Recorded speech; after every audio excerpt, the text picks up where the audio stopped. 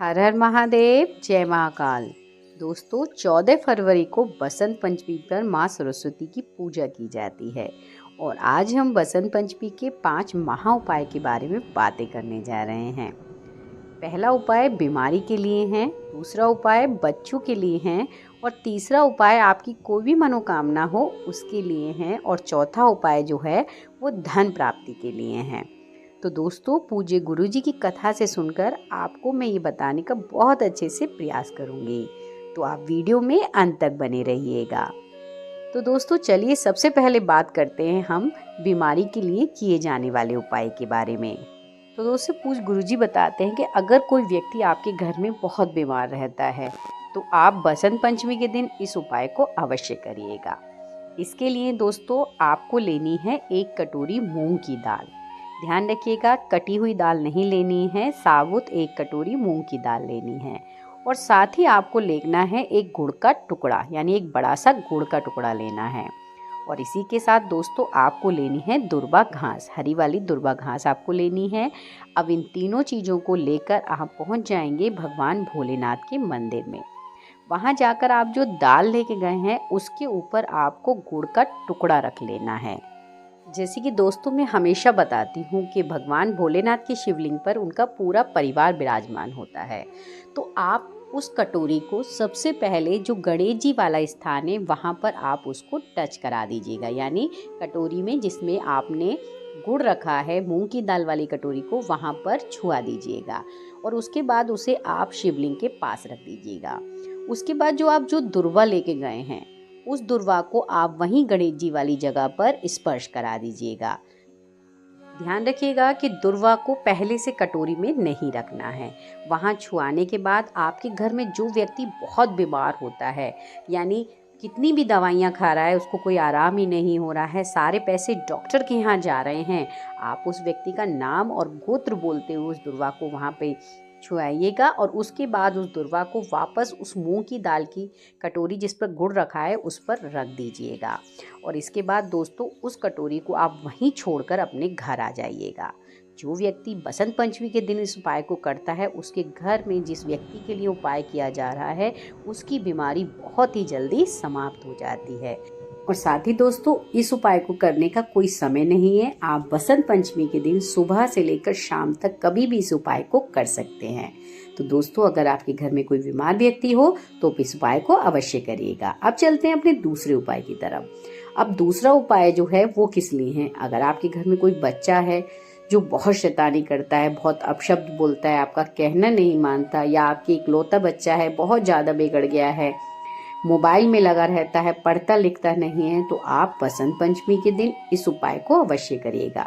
ध्यान रखिएगा कि ये उपाय बच्चे को ही करना है, यानी जिस व्यक्ति को परेशानी है वही व्यक्ति इस उपाय को करेगा। अब इसके लिए हमें करना क्या है दोस्तों? इस उपाय के लिए हमें लेना है सरसों के फूल। आप देखिए 11, 21, 31, 51 जितने भी सरसों के फूल आपको मिल जाएं। और अगर सरसों के फूल ना मिले तो आप कोई सा भी अनाज ले सकते हैं, वो भी आपको 11, 21, 31, 41, 51 इसी संख्या में लेने हैं। अगर सरसों के फूल नहीं मिलते तो आप किसी भी एक अनाज का दाना ले सकते हैं, और अगर अनाज का दाना नहीं तो आप सरसों के भी फूल ले सकते हैं, यानी अनाज और सरसों के फूल आप कुछ भी ले सकते हैं। उसके बाद जो व्यक्ति आप बहुत ज्यादा शैतान हैं, आप उसके हाथ से उन फूलों को भगवान भोलेनाथ की शिवलिंग पर, जहां भगवान गणेश जी का स्थान होता है, वहां पर समर्पित करा दीजिएगा। और दोस्तों ऐसा करने से वो बच्चा जो है बहुत ही जल्दी ठीक हो जाएगा, लड़ाई झगड़ा बंद कर देगा, साथ ही उसका मन भी पढ़ाई में लगने लगेगा। तो बसंत पंचमी के दिन इस उपाय को उस बच्चे से अवश्य कराइएगा। अब दोस्तों हम चलते हैं अपने तीसरे उपाय की तरफ, लेकिन उससे पहले अगर आप हमारे चैनल पे नए हैं तो वीडियो को लाइक और चैनल को सब्सक्राइब अवश्य करिएगा। और भोलेनाथ की विशेष कृपा पाने के लिए कमेंट बॉक्स में हर हर महादेव लिखना बिल्कुल भी मत भूलिएगा। दोस्तों जो तीसरा उपाय है ये है धन प्राप्ति के लिए। अगर आपके घर में धन का आगमन नहीं होता है और होता भी है तो तुरंत खर्च हो जाता है, तो आपको ये उपाय बसंत पंचमी के दिन अवश्य करना है। इसके लिए दोस्तों आपको लेनी है 5 दुर्वा घास और साथ ही आपको एक सफ़ेद फूल लेना है।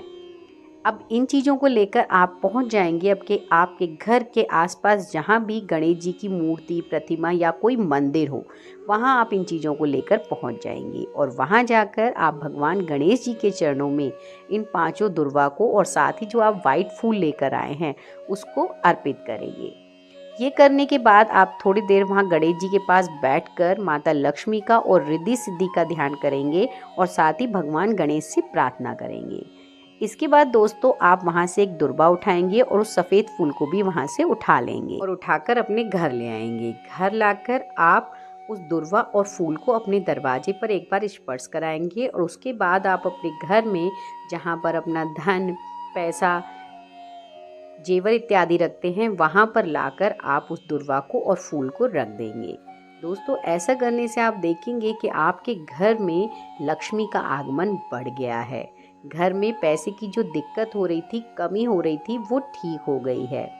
तो दोस्तों माता लक्ष्मी के आगमन के लिए, घर में धन दौलत की बरकत के लिए आप बसंत पंचमी के दिन इस उपाय को अवश्य करिएगा। तो दोस्तों आज हमने पूज्य गुरु जी के बताए हुए 3 बड़े प्यारे प्यारे उपायों की बात कर ली है, जिन्हें बसंत पंचमी के दिन आप जरूर से जरूर करिएगा। अब हमारा चौथा उपाय जो है, जो मनोकामना पूर्ति के लिए है। अगर आपकी कोई बहुत पुरानी मनोकामना है जो बहुत दिनों से आपने सोच रखी है लेकिन पूरी नहीं हो रही है, तो आप बसंत पंचमी के लिए इस चौथे उपाय को अवश्य करिएगा। इसे करने से आपकी बड़ी से बड़ी मनोकामना भी पूरी हो जाएगी। अब इस उपाय को हमने करना कैसे है? तो दोस्तों इस उपाय के लिए हमें लेना है लाल वाला चंदन और उसमें आप थोड़ा सा जल मिलाकर एक गाढ़ा सा पेस्ट बना लेंगे। उसके बाद दोस्तों आपको लेनी है 1 चुटकी मूंग की दाल। ध्यान रखिएगा कटी वाली मूंग की दाल नहीं लेनी है, हमें साबुत मूंग की दाल लेनी है 1 चुटकी। उसके बाद दोस्तों हमें लेने हैं लड्डू। बसंत पंचमी का दिन है, गणेश जी को लड्डू बहुत प्रिय हैं, तो आप कम से कम 5 लड्डू अवश्य लीजिएगा। आप बूंदी के 5 लड्डू लीजिएगा और बाकी आपकी इच्छा है कि आप ज़्यादा से ज़्यादा कितने भी ले सकते हैं।